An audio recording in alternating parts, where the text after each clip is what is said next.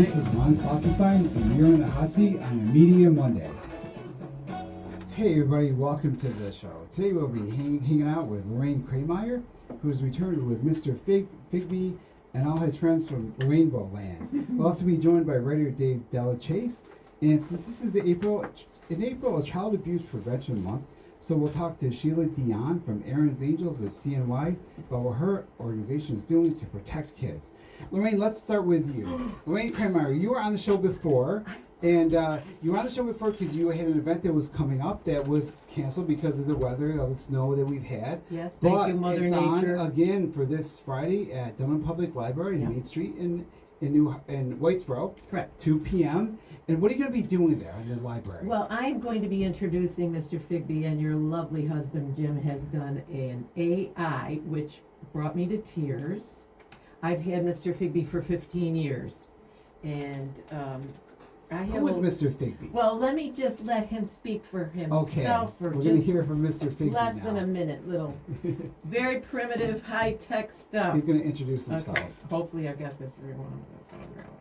Here we go. Where am I going? Hello, I'm Mr. Figby, hummingbird, humbug, willowy, wallaby, honeybee. We are delighted to be here again. Thank you so much, Ron. And hello, Dave. And we are looking forward to having fun here. Hopefully, inspiring. Ta-da-ba-doo! Take it away, Ron. Welcome, Mr. Figby. We're glad that you're here. Yes, and So, I Lorraine, for the listeners, what does Mr. Figby look like? Oh, right. So they can picture what this marvelous Well, creature he is. came through very oddly. I have over 300 characters I call my Puckwatchies, but when he came through, I saw him, and I had to turn the light on and draw him, and he's an elf with kind of recently realized he kind of looks a little like Einstein with his wild hair. Oh, yeah, that's true. And he's got his little medicine bottle because his message is get your drama and your trauma out of your heads, out of your life, out of your relationships, and make art, draw, paint. Get your drama and your trauma on the page or the stage. And so he's been with me, and I've been, telling my stories with him mostly at the Dunham Public Library. And so he'll be there, and we'll be showing the video. His message is play is the best scientific research, which is Einstein's quote. When Einstein would get stuck with a problem, he would roller skate, play his violin. And when you're driving or taking a shower, the problem makes things flow. Yes. Yeah. You're not, obsessing, and so that's kind of. So what is your art? So what is it that you do, Mr. Figby, and the characters and the story? What is it that you're doing? What are you going to recreate for people on Friday? I want people. I'm wearing my crown. I'm going to be there. What does your crown look like? Well, for radio that's listeners. Well, we both Mr. have Figby's we have YouTube here, but we also have radio. We have Mr. Figby's boots took me 24 hours. They're made out of electrical tape. Because people always say, how long did it take? How long? And I've never kept track, but that time I kept track. So you can see the jute that I used to make the shoelaces, and wanted him to have that pirate feeling and elf feeling, and then his jacket, because I don't sew, is made out of little pieces of medical tape that I had in the junk drawer. I try to encourage kids to use what you have. Now I used wire to build up the form, and I have my degrees from Munson Williams and Syracuse University in art, so I have an art background, so it was easy to follow the drawing. And he needed to come through, and he did. So for your work, it involves both the drawing, the art, and the storytelling, the writing of the. And when I woke up in the morning, he had his whole poem about how he's a hummingbird under a spell. His friends and family know, but most people don't believe it. And the hummingbirds hide in his hair, and let him hold them in his hands and fly. And he just brings pure joy. But I'll be there as Larainbo, Queen of the Puckwatchies. I got my name years ago because I didn't want to be called Miss Lorraine or Miss Kreimeyer. And my friend at the time, he said, why don't you ask the director if they could call you Larainbo? Yeah. And I was working at a daycare for kids, abused kids and homeless kids, and it just clicked. to be Yeah. called Larainbo. There's a lot of color too with this thing. There's a video that I posted it this morning to promote the show that we made last time during, I think, the rehearsals for your shows. With so people that come to the library on Friday will get to see, like, they'll kind of be immersed in, like, not just hearing a story being told, but like immersed in the world of the Rainbow Land. Lights and color and The things set that you're. yeah. My husband's working on with you, both you guys putting this wonderful set together. So like, it'll be kind of like being transported into a magical place, and it's free too. And I 2:00 Friday afternoon. Yes, and Dunham it's Public Library. I've put on shows there through the years, but it's like this is They're like great to work with. this is like behind. So before I introduce Dave, Lorraine, how would you describe yourself as an artist? Very would you eclectic. say that you're I've a always- writer? Would you say that you're Yes. an artist? Storyteller. Who are you? I like storyteller. That's because But storyteller. that kind of I have a provides all this spiritual stuff, bent too. that I'm trying to get a message out that is about being your authentic self, Yeah. being open and vulnerable. That's where my power is. I'm, Yeah. kind of intimidated by Right. the setting here and what it takes to show up and be myself. And so Right. I hope to. I've never really come out as Larainbo, Queen of the Pukwudgies, but I plan to do that and laugh at myself and show people that, hopefully to encourage children to, Yeah. you can go look at the AI stuff at the big museums, but then you come home, go to your junk drawer, go out in the backyard, get a couple Make sticks. stuff. Because Yeah. I have a couple, I was going to bring them, but I have a couple of pieces that are made out of the bark from the Grand Fairy pine tree. And just glued all the bark on there, and it looks like scales. Yeah. And use your It's imagination incredible what you can to do. pass right. around some things that I've made to let people touch Figby and see, it's tangible. Yes, Right, right. AI is important, but I just listened to Brian and Wendy Fraud. Wendy Fraud developed Yoda.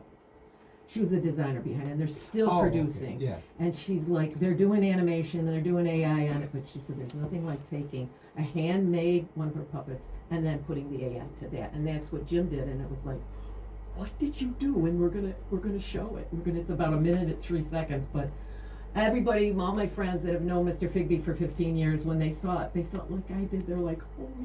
Well, then Friday will be kind of like the premiere too. Yeah, and to So- introduce Haga Baba, all this. All these characters. And I know and, I'm trying to connect them. Because she came out of the dark crevices of my brain, the part of you that says, "Who do you think you are talking like this right The now?" doubt. And it's like, The "Oh doubt. yeah."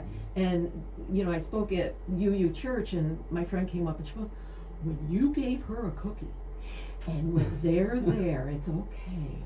And she calms down. That voice, you can't really kill it. It's in there. It's telling me, you're talking too much, you're talking too fast, you're not right in the microphone, get up closer. Take a breath, and just give her the cookie. And so Mary came up and she said, I finally get Carl Jung. And I'm like, what?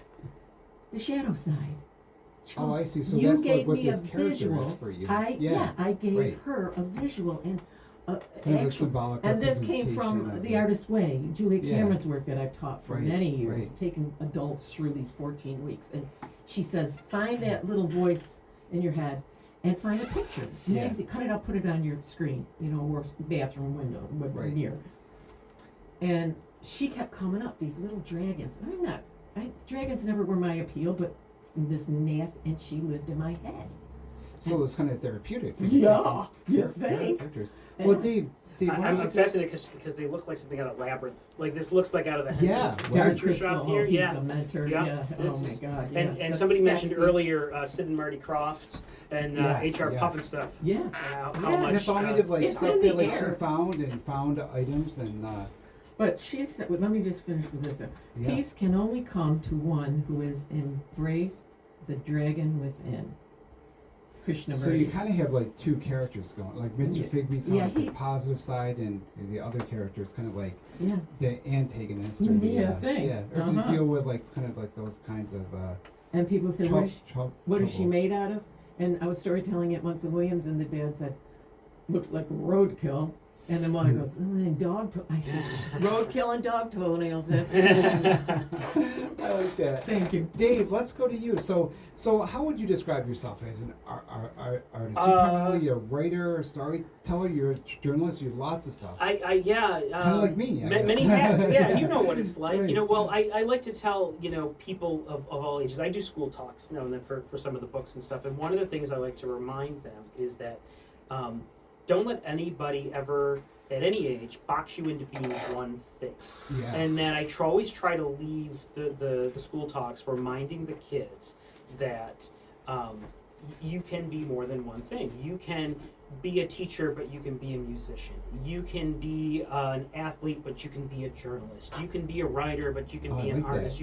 Because I think that for too long we get roped into those sort of boxes. If you think about it, anytime you go to a party or you meet new people, right. What's one of the first questions they ask you? What do you do? Oh, what do you exactly, do? right. Now, how does what do you do really tell anybody who you are, right? Yeah. So I always try to impress upon students when I do school talks, at least towards the end, is to remind them, like, you can be more than one thing. And please, whatever you do, whatever those things are that you choose to do, just make them good ones. That's all, because I think that's really important. I think we get too hung up in sort of these molds that over time, just we as a society have sort of created, and we get into those routines of questions. What do you do? What do you do? Where? And it doesn't really tell who you are. So does that philosophy help you as you kind of like jump from like more of like the because you kind of do the graphic novels and also like more of the storybook kind, and you have like novel for adults as well. So you're very flexible in your thinking too. Yeah, I try to think of I try not to limit myself to one format or one style. I know there are some people who they find a style and it works for them.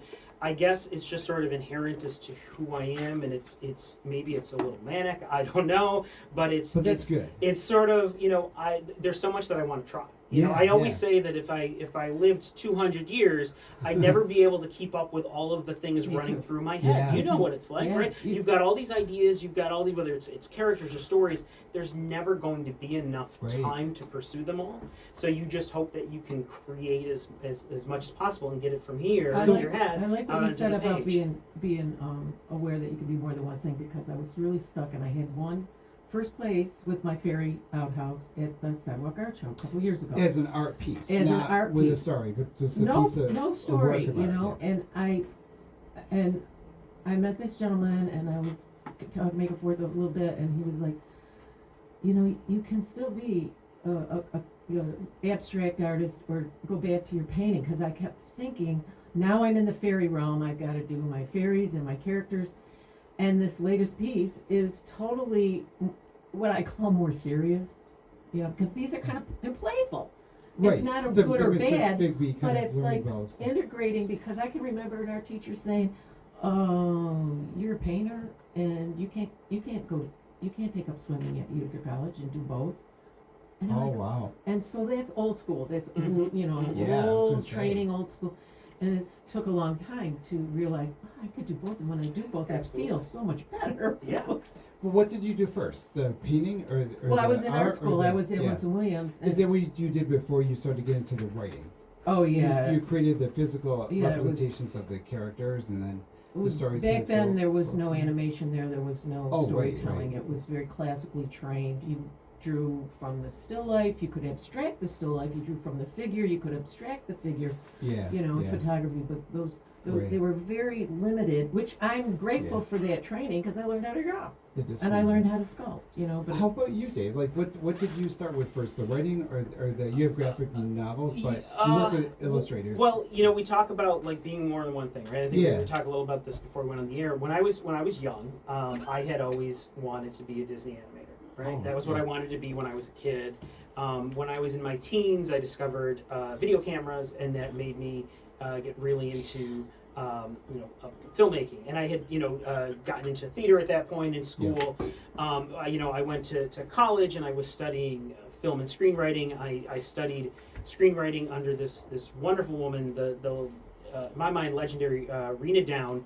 A lot of people don't know Rena by name, but Rena was a legend in the industry. She worked on shows like MASH. Oh, She really? worked Wow. on things like, I think it was like Dynasty. She worked on wow. Dallas. She was the one who had the idea of Who Shot JR. Really? You know? Oh my gosh. So Rena knew Wow. storytelling. She knows, yeah. And so I had guess studied so. storytelling under Wow. Rena when I was starting to get into digital storytelling and all of that burgeoning technology. And That then must have been an amazing person to learn from. she was wonderful. The person who came up with Who Shot she JR. Oh my was gosh. fantastic. And I didn't, I'm like- didn't know it at the time. It was only over the course of, Yeah. of some classes, and so learned I'm so like a little bit story stunned format. here. Holy crap. Yeah. That's pretty cool. So she was a really Yeah. wonderful person. The late Rita, she's passed Yeah. away Oh, since, yeah. but she was wonderful. But she was really a wonderful person to learn storytelling from, and What you did know, she teach you? What was the point about storytelling?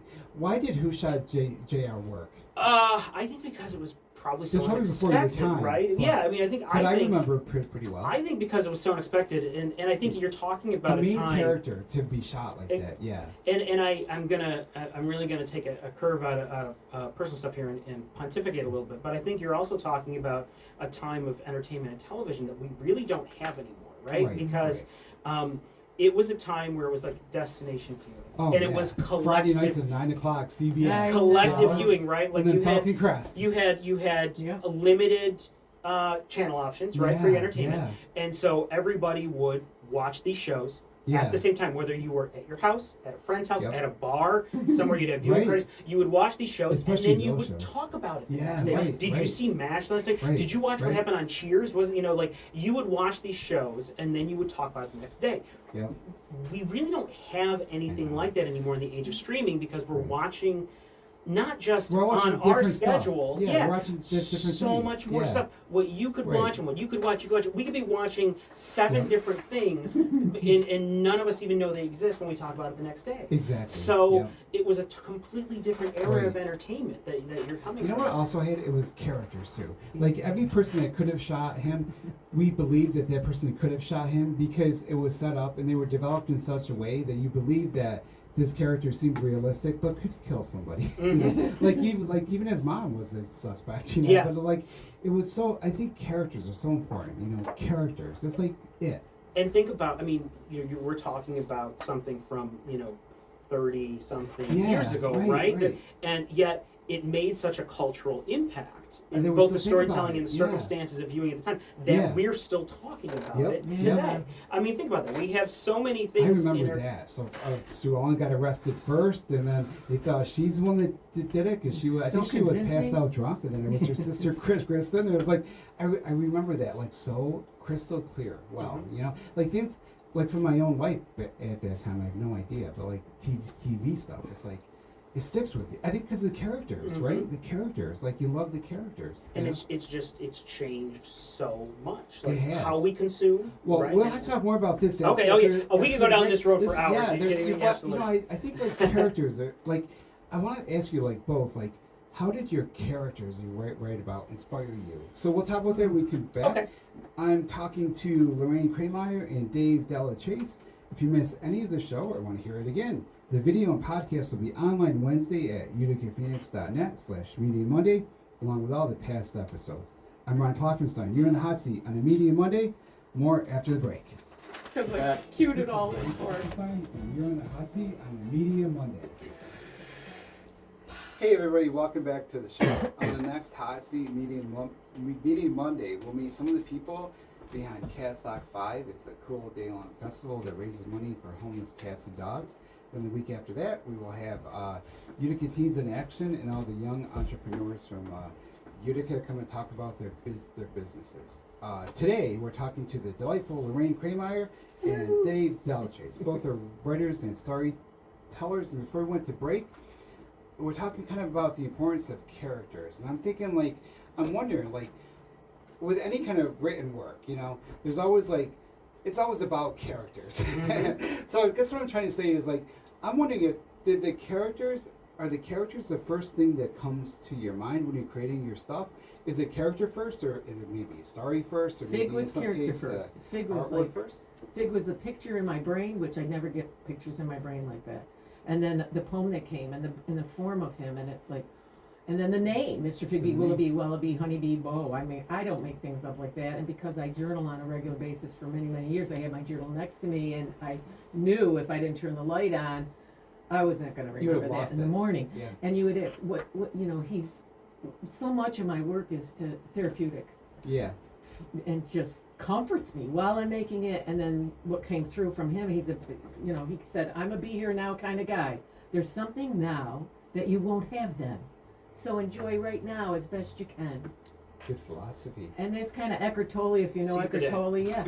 He's like, the past is done, and the future, it never happens. All we have is this moment with us right now. Time only goes in one direction. Yeah. So Thank have you, to- you know? You can only go forward. So yeah, and How I about you, Dave? What's your process? I wish I could say that there was one consistent one. I was saying earlier, perhaps I'm a little manic, I don't know, but I think that it all depends on the idea and the story and the character. Because we were saying briefly during the break that you kind of, you get a feeling when you're creating, no matter the format, when things, it's like when you do create a character, you kind of create a character, and then they sort of start to take on a life of their own. And you start to realize that when you run up against things that aren't working, that aren't feeling right, because the character is starting to develop, and you know when you're going against that character. And Yeah. it's working, or it's falling flat, or this is really odd a character. So I think it all So depends. it helps you shape the story? Sometimes the story With the comes first, action, and you're dialogue, or- developing the Yeah. characters within the story. And I think those themes kind of develop in time. I've got Lacey and Lily sitting in front of me, which graphic novel that I co-created with the amazing Andrew Zielinski. So what is that about? So Lacey and Lily is an all-ages graphic novel. All ages meaning kids can read it, adults can enjoy it. It's made for any age. Yeah. Doesn't talk down to any audience. At the same time, it's safe for any audience. So it's about this girl, Lacey Cunningham. Lacey is going through the home of her late grandmother. They're cleaning out the house. She comes across a pair of costumes in her grandmother's closet. She puts them on, and her and her dog while playing, and discovers that it gives them superpowers. Oh, cool. So she does what any good-natured middle schooler would do, which is, help people in her community, fight supervillains, save the world. And so she and her grandmother's dog, Lily, become superheroes and start to try to figure out why were these costumes in Grandma's closet. And as the mystery unravels, the intergalactic fashionista who made those costumes invades Earth because she wants them back. Oh, that So- sounds great. Hey, when it happens. It's a great story that Andrew and I collaborated on. He's fantastic. We did 2 volumes of Lacey and Lily so far for Darby Publishing.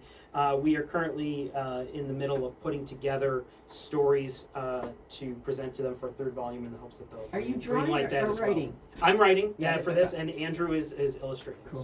So what he's was the fantastic. process like of bringing the first one to print? Oh, okay. Like, what did you go through? Like, you worked with the publisher for how long, and what kind of feedback and Well, what kind of process? Lacey and Lily was interesting because Andrew and I had we had worked previously together on another graphic novel project that was for adults, and Andrew had brought a little napkin doodle to coffee one morning, and it had this girl's head. She wasn't a superhero yet in the drawing. It might actually be in the back of the book somewhere. We're here, but not important for radio. See you on the radio. And it was a girl's head with the hair over her eyes and a picture of a dog. And he had said, really, what do you think of doing something for kids? And I said, I'd love to do something for kids. And he had said, what about a girl and her dog being superheroes? And we'll call them Lacey and Lily. I said, I love it. What else you got? He's like, go from there. So he kind of sent me home with homework with this, and I kind of started building from there. And then I would bring stuff back to him, and we would go back and forth. Fun. But what I was really proud of was that I took this concept that we had developed, and we started layering it together with the idea of legacy and the idea of family. And that was where I started incorporating the idea of the grandmother and these costumes, and sort of going back through your own family history and discovering more about the people that you love who you may not know everything about. And that was a really appealing idea. So we were able to go down that road. So the first volume, I would say, is like sort of the origin story, the movie, so to speak. Yeah, and then right. the second volume is, we had built the sandbox. The second volume is we got to play in the sandbox we had established the characters, so then we were able to just tell individual adventures. So how do you work with a publisher to bring this to? Oh, so Lacey, what's that process like? Lacey and Lily was interesting because I went on a tirade about the book, but the because a lot of people would like wonder about that stuff, including me. Like what's sure. like? So we had developed the know. entire book, Andrew and I, and we were doing a Kickstarter to raise funding to publish it ourselves, self-publish it, and distribute. And we were contacted by a wonderful woman, Renee Gerlings, known in the comic industry as well as parts of the film industry and television. And she works, for Darwin Pop as an editor, and she had reached out to us and said, "Hey, we really like this concept that you guys have going on here. Could we talk? Would you guys be interested in, signing a collaboration with us?" And things kind of went from there. It must be amazing to have someone from a publishing house reach out to you and say, "Can I talk to you?" It was a really wonderful, but I say unexpected and not common occurrence. As I try to tell people, don't sit around and wait for somebody to find you. Keep sending out submissions or decide to do it yourself. Right. Don't just sit there. It's like acting, right? They always tell people you can be the best darn regional performer in all of the state. Don't sit around. If that's what you want to do, if you want to go to New York and you want to audition for stuff, don't wait for them to come to you. Right. You've got to make the move. So, but in this case, we were very lucky. They reached out to us. And I also wonder too, and I think it's good to make this point too, probably until you got to that point, there were a lot of rejections. Yes, there were several. I won't name them, but other comic book publishing companies wanting to tell the story. It's. I think when it's alive. It has a life. It needs.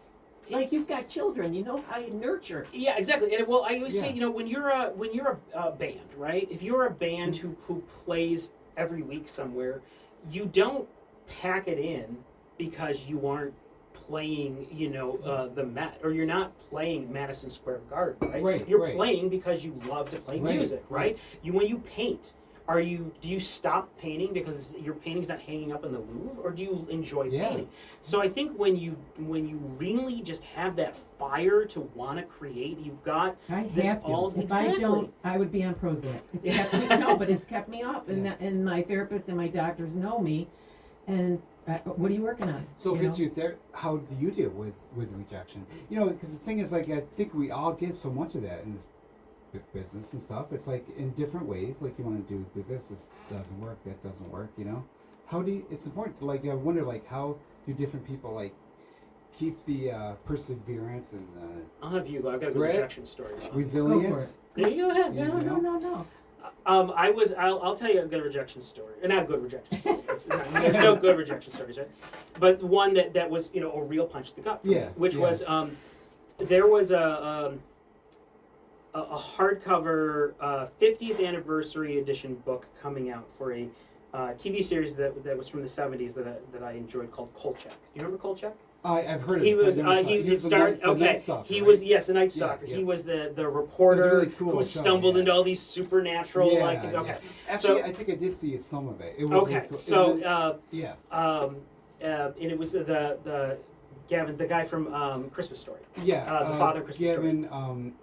I can see his face. That's okay. So.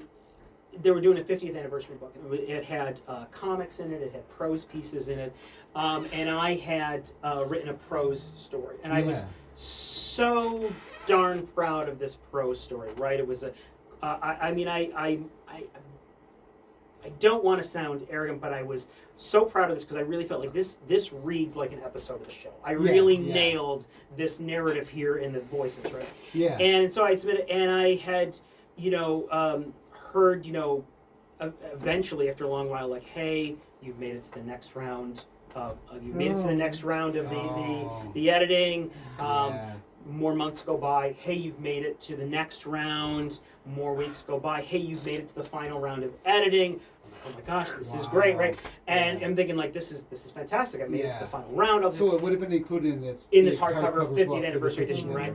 And then I woke up one day to an email and it was like, really loved your story, we just didn't have enough space. And I was like, oh my God, you know, it was literally like a punch to the gut. Right now, obviously, I don't hold any ill will to the people involved. There are decisions being made. It's part of the business. You know, but as in terms of rejection, that was tough because it was such a punch because I was so proud of it. I got mine ready. But I had to keep going. I had to just move on to the next project, no matter how much it hurt at the time. Because what am I going to do?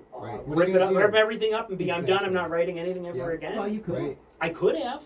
And I would have created anything afterwards, you know? You didn't. So I got my Tell me yours, Okay, so last August, I put myself out there to do a storytelling gig at the library. Yep. And no one showed up. Wow. And I sat there prepared. Yeah. Took a deep breath. Yeah. Walked out to the checkout counter. Yeah. Saw this mom there with her little girl. I said, do you guys have a few minutes? I'm going to cry because that's how I felt, you know. And she said, sure. I said, I got a story I'll tell. And they came back, and what happened was like pure magic because I had this little girl, and we got talking, and what do you like to do creatively? You know, she said, oh, I dance. And I said, well, go ahead. No, her mother says she dances in her troupe. She won't dance all alone. I said, honey, nobody's here. Look around. We're in the way back by the big picture window in the back. Yeah. And this little girl starts dancing. And I swear to God, she closes her eyes and a sunbeam comes in through and hits her. I mean, I said, honey, open your eyes. You're in the spotlight. If she never dances again, she had the experience of being this famous dancer with a spotlight in her. And then they had to leave early. And I went right back out and there was a woman standing there and I said, look, I got this story. And my ego was like, be vulnerable. That's where your power is. Right. Try again, you know. I don't know. I'm in a beginning stage. I'm going to be 70 this year, and I feel like something's happening. Things are coming together. I don't know. I mean, how I met you. Yeah. It was, you know how hard it is to book something now at Munson Williams? At the library? Yeah. I'm talking to him. I had a tech question about it, and he's looking at Figby like... My husband is Jim. Your husband, Jim. He records the show for podcasts. Yeah, I went to Dunham Library for tech. Yeah, I went for the free tech information because I needed a way to record Figby outside of this cassette player, right? Right. From like the 60s. And we got talking. I showed him Figby. He said, I've never had just one person for the whole time. I'm telling him my life story. I'm practically crying. I'm like, I got Figby. I showed him the video I did with Figby, and he looks at me and he looks at Figby and he's like, this is bigger than you and me. We're going to help you. And I know who we were. Then you walk by and you're like, oh, okay, we got to get you on my show. Well, if we get you on my show, we got to have a promo thing. What are you gonna promo? And you said, well, why don't you do something at the library? And I'm like, oh, okay. I mean, it's like 2 years pre-COVID. I haven't done anything there, and I'm like hyperventilating. And Jamie walks by, who I had as a student in my garage, and had her kids as students in my garage. Looking, what am I doing? I'm still living at home with my mother and father. But these connections and this momentum that's happening for me. So what did your story about, you know, this rejection that you made into a positive thing, what did it teach you? What did you get from that? What do you think? I walked out of there proud instead of feeling sorry for myself. Yeah. You know, I made something, and then the woman that sat there, she thanked me, and she was like, you know, I can't remember what her thing was. It was watercolor painting or pencil drawing. She goes, hey, I'm going to get my pencils out. And my thing is like the mustard seed. What you connect with one person, like all those people at the rally. You don't know.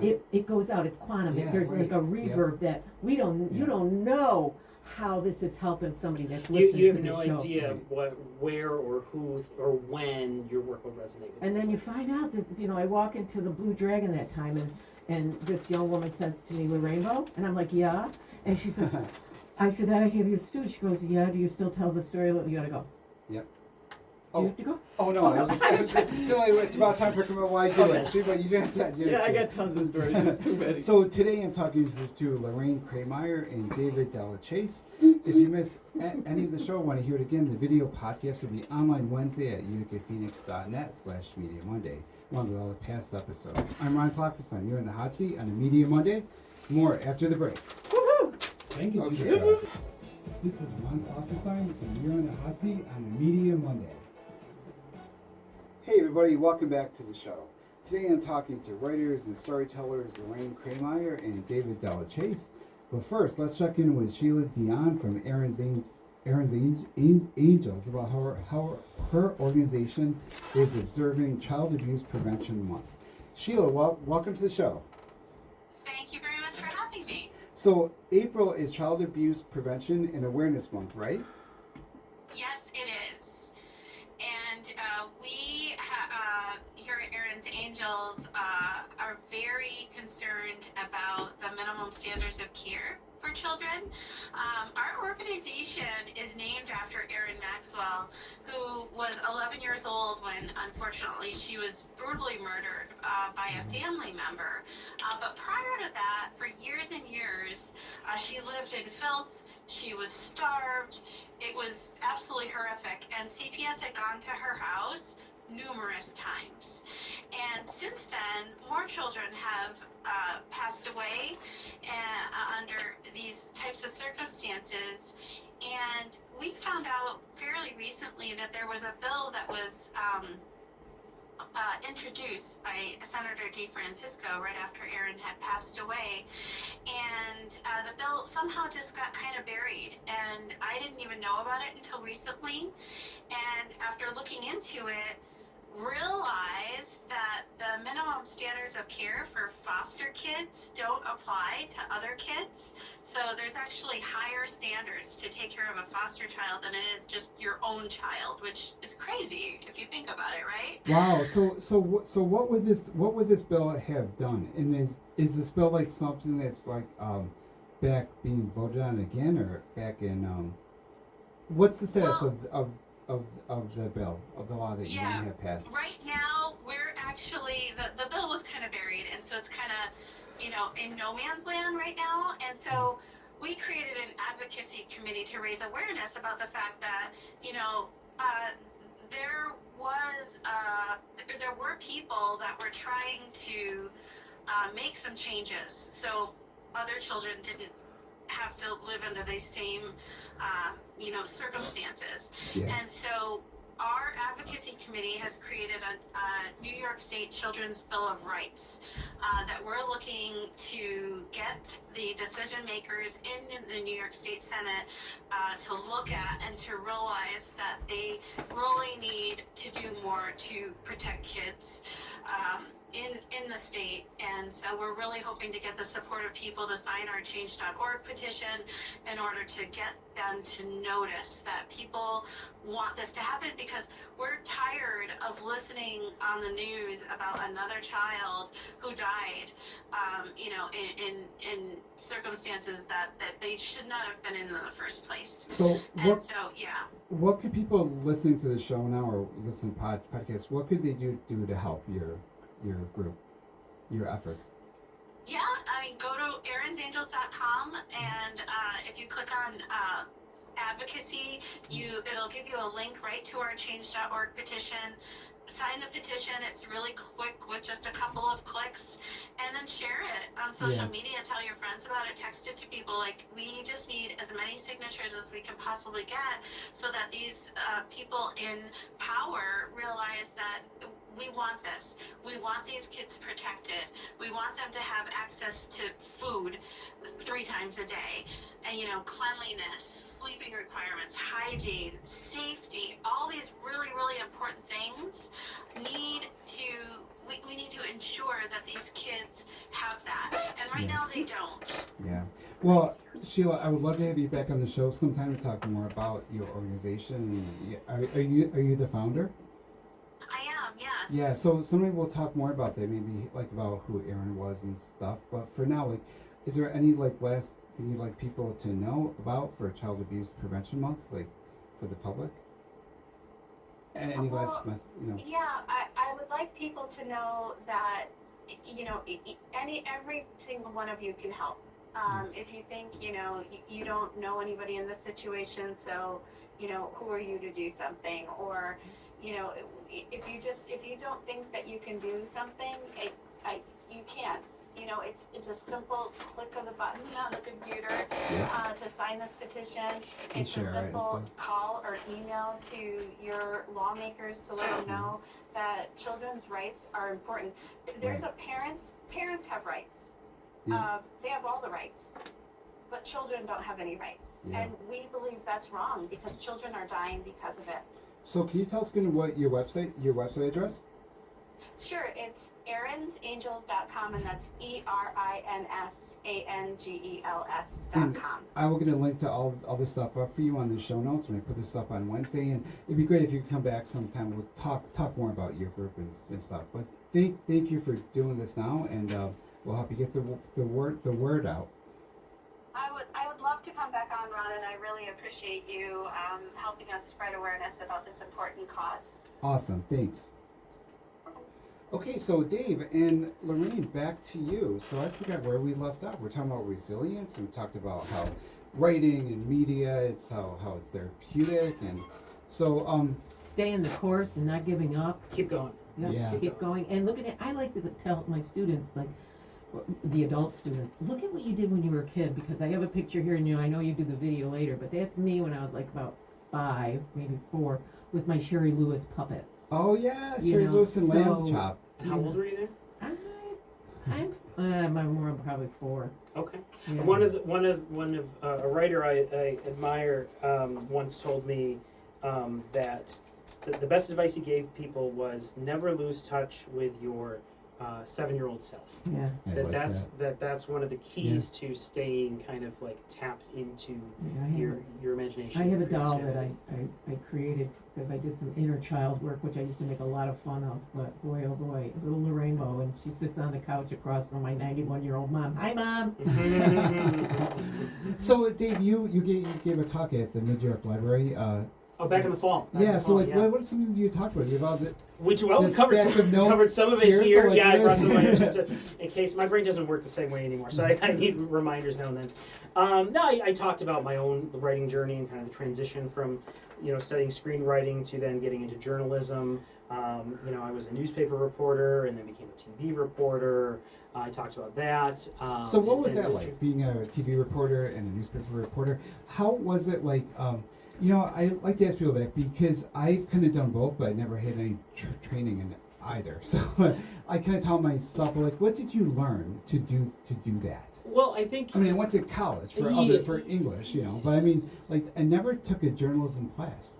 I think that one of the things is that to remember is it's, at least for me, it's all about storytelling. I always say Yeah. that's like the common thread that runs through my life, right? Like whether it was wanting to be, as a kid, wanting to be an animator, or whether it was, in high school and college wanting to get into film and screenwriting, or whether it's, being a journalist, or whether it's as an author. It's all storytelling. It's just the formats that you're using and what types of stories you're telling that are different. I mean, journalism is obviously still storytelling, right? You're just you're telling. It's just instead of creating everything, at least if you're an actual journalist, you're not creating everything, right?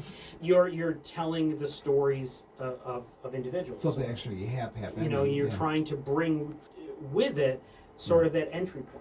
Because when you're telling any kind of story, even if when you're telling a fictional story, your characters are your gateway. They're your entryway for your reader, right? The same thing goes for journalism. Yeah. You're looking at a story, you're figuring out who's impacted by this. Yeah. Is it the person who I'm talking to right now, and am I giving them the leeway to tell their story, in this interview? Or is this something that's impacting a larger group of people that I need to somehow relay how this will impact them, because there isn't an individual. Oh, to tell that's a that good way to story. think about it. Yeah. So those it's two all approaches. it's all storytelling. It's just finding right. your entry point for your reader, your viewer, your listener. Yeah. True. That's So, but I mean, that's just it's just me pontificating behind the mic. I mean, so. it's also telling no matter what you're doing, like even like with your actual physical art, Lorraine, like that tells a story too. Like whether there's words to it or not, you're still telling a story with whatever you make. Oh, everything I make, I have a story that goes with it. My vision was like when I went up to Lake Placid and the big museum up there, and you can press the button and they have like those 3D dioramas. and they go Okay. all the logs down through the river. And I'm thinking, I want Hadababasa up there, and you press the button, and you can hear her whole story. And Right, the same with right. Figby. Yeah. And then you can hear his whole story. And now we're looking at how can we make these two relate, you know? All these individual characters, where do they tie in together? Can we create a world in Larainbo land? How do they live in this land? So that's where I'm at, trying to figure out a way to bring them together and maybe, is it more than one story? I don't know. And you had mentioned something, we had talked, a few moments ago, you had talked about sort of your inner child, and I tapped into that advice that I had been given of your inner child, and it made me think of something, actually, that I think is really important for anybody, whether you're a storyteller, well, I can't say whether you're a storyteller or not, because I really believe everybody is a We all are, storyteller, which is falling into the trap of our nostalgia, right? Because I think that's a trap that we fall into both as storytellers and as individuals. Say, what is it? Falling does into the that trap mean? of our nostalgia. Like, Okay, yeah. well, all right. So when I was in graduate school, right, I took some really interesting courses on nostalgia and media and how the two interplay Oh, with that's each other, cool. right? Yeah. And I how would have loved to take that how class. our great professor Ryan Lazardi, he was fantastic, and it was it talked a lot about how we are informed by the things we consumed. Right. So we Ah. conflate a lot of our own, Yep. even we don't realize it, a lot of our own memories and nostalgia are blurred unintentionally with what we consume. So the stories that we Absolutely. read, Yeah. the movies Yeah. that we watched. Skeksis. Yes. So we'll watch a movie from the 1940s. Yeah. And, we will over time start to kind of take that as this is the way it was. Oh, I see. Yeah. One of the things, the most common sort of symptoms, this is, there's no technical term for it, but I'll call it Leave It to Beaver syndrome, right? Right. Right. Where we get into this thinking that life was like it was on Leave It to Beaver. It was so perfect. It back was then. so Yeah. perfect, and so we want to, we fall into this nostalgia trap of, I want to go back to a time like Leave It to Beaver, where everything was like this. And what's happening is our brains are so used to what we've consumed in the films that we've watched and the TV shows that we start to, unintentionally, nobody does it Yeah. on purpose, our brains start to blur the media we consumed, the media texts as they're referred to, Yeah. with our own memories, and they start to blur a little bit and kind of blend together. And what that does is create this sort of false nostalgia that we have. And I think we're all immune to it. I'm immune to it too, right? I mean, I grew up in the 80s and 90s, and I can look back on this and sometimes have to stop myself and realize, like, oh wait, no, I'm thinking of what I saw in a movie or a TV show that wasn't actually That's so what that was interesting. like at the time. There's a lot of times people have said to me that I kind of see things through the lens of a TV show because I was a TV consumer I watched a lot of TV shows. So and I think about in my life, I can look back to things that happened at General Hospital and connect to different parts of my life because it's been a consistent narrative throughout my life is to watch that show from age 3 to 56. So it's you can I can think of things that happened on the show and almost connect it. Things that happened in my life. I can almost think of what was happening on Knots Landing or General Hospital or Roseanne or TV shows more than I think real life, which is kind of strange. Do you remember ABC? Maybe I'm No, on the that's not nostalgia strange. track. That's my experience with the Enchanted Forest. I sort of see my It's own like life when I think back to my life. I see my own life as a blur between what happened and what happened on TV. Yep. But of course, I was doing that kind of TV show too for 10 years. So it's I think somehow media kind of blurs itself in my head. So, but And what an it- interesting topic though. I'm There was a TV show down a path now here. on ABC some years ago called The Goldbergs, and it was supposed Yes, to take place in right. the 80s, right? Yes. And it was interesting because whether they intended to or not, Oh, I know videotapes they you had, sort of yeah. took that I idea know. a little bit further, Yes. and I don't know if they intentionally meant to do this by not placing the show. And I didn't watch the show through its entirety, but I remember watching the first one or two seasons. They It was in the didn't 90s. they didn't set it in any one year of the 80s. It was just, right, it's right. 1980 It was the 80s, something. but it was- and so right, you would that's true, see yes. something that didn't conflate, like something that was very Yeah. popular in, let's say, 1986, Right, but they're right. talking about a movie that wasn't out till 1989. Yeah, And it's yeah. sort of and when called on it, Right. for lack of a better term, the producers were like, well, it's supposed to be this nostalgic look back on the decade. And They so kept they it would loose, they kind of yeah. blurred that all together, which is the same sort of concept as that that blurred nostalgia, but it's Right. in a more tangible TV show They form more to see. they articulated it. Yeah, exactly. But that's what our brains kind of do. Yeah. Even if we don't realize it. And I So. wonder, like, what people were like before mass media was a thing. Like people in the 1800s, without that, like, grew up with only perhaps their own thoughts or like reality. Did you ever see? Now, saying I'm going down Of the course, rabbit hole they here. told stories too, though. Did you ever see the movie Midnight in Paris with Yes. Owen Yes. Wilson? And that kind of played a Yes. bit on nostalgia Yes. too, right? Right. Because It's he was Woody Allen, right? Woody Allen movie, Yeah. and he's and Owen Wilson is a guy, and he's nostalgic for like turn of the century Paris, right? Right. And so he ends up whatever way magically going back in time, and he Yeah. finds that the people there are nostalgic for like the 1800s, and you just discover this is never ending like Isn't that interesting? longing In for the times 70s, you before our watched the time. shows about the 50s, Happy Mhm. Days of Bernie Shirley, you know? Yeah. Now I'm watching the Mary Tyler Moore show on Hulu. It's like so interesting. Lorraine, we got to go soon, but we have a few minutes left, so tell me about the thing at the library, Dunham Public Library, There will 2 o'clock Yep. on Friday. We have a few more minutes, so, get There your will be last stuff in merch. here. There will be merch. I will have Yes. some of my cards with my puckwatchies on them. It's going to and be like kind prints. of like you're walking into a story yourself, with Yep. like there's trees or instead of trees Yeah, and little lights. lights and on the trees. Dave, and if you got so- kids, bring them to this thing. It's going to be I amazing, you know? I just we could just sit there and stare at the set. It's as gonna far be as I'm awesome. concerned. It's so magical. And it's free, And it's free. Yes. La, la, la, la. and the kids will get to hear stories and be Yeah. in the story and music and all that great stuff, Yeah. So 2 o'clock 2 o'clock. Be there. Be on square. Friday.